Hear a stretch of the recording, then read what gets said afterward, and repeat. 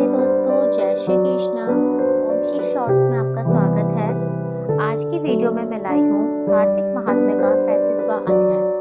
शौनक ऋषि पूछने लगे कि हे सूत जी, दूसरे का दिया हुआ पुण्य भी लगता है या बिना दिया हुआ पुण्य मिलता है?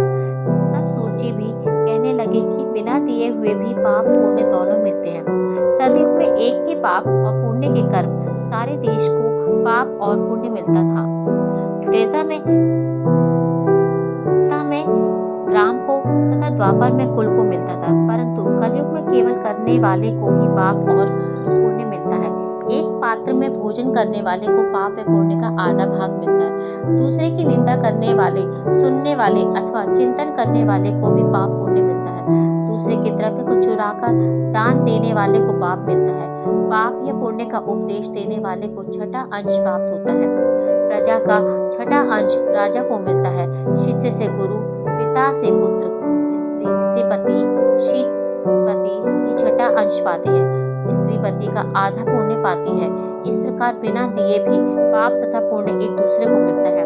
इसके अनुसार एक अत्यंत पुण्य देने वाला इतिहास सुनाता हूँ। पूर्व काल में उज्जैनी नामक नगरी में ब्रह्म कष्ट, कर्म से भ्रष्ट, पापी, दुष्ट, द्वंदी, रस कंबल तथा खाल बेचने वाला, झूठ बोलने वाला, जुआरी, मदिरा पीने वाला, वैश्यगामी धनेश्वर नाम वाला एक ब्राह्मण रहता था। वह क्रय विक्रय के हेतु अनेक नगरों में घूमता फिरता था।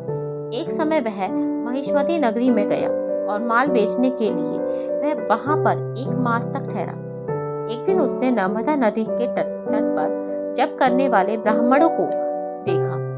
पूर्णिमा को गौ ब्राह्मण का पूजन तथा दीपदान भी देखा। सायकाल श्री शिव जी का दीपदान महोत्सव देखा। कार्तिक पूर्णिमा को दान हवन तथा जप करने वाले अक्षय फल को प्राप्त होता है। महादेव जी तथा विष्णु में अंतर मानने वाले का समस्त पुण्य निष्फल चला जाता है। धनेश्वर यह सब उत्सव देखता रहा। उसी रात को एक सर्प ने उसे काट लिया।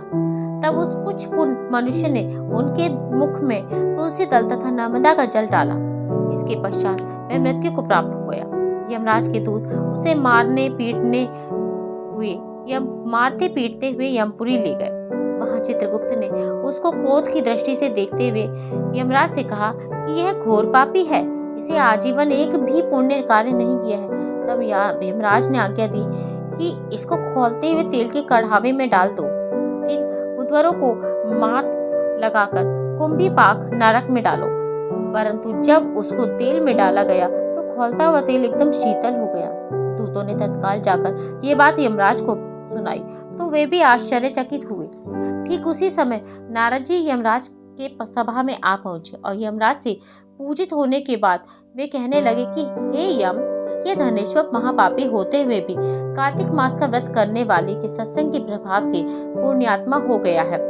भक्तों द्वारा नर्मदा का जल तथा तुलसी दल इसके मुख में छोड़े गए, साथ ही विष्णु का नाम इसके कान में पड़ा। इन सब के कारण इसके पाप नष्ट हो गए। इतना कहकर नारद जी ब्रह्मलोक को चले गए। उधर धनेश्वर कुबेर का अनुगामी धन यज्ञ हुआ, जिसके नाम से अयोध्या में भगवान गदाधर नाम का तीर्थ विख्यात हुआ।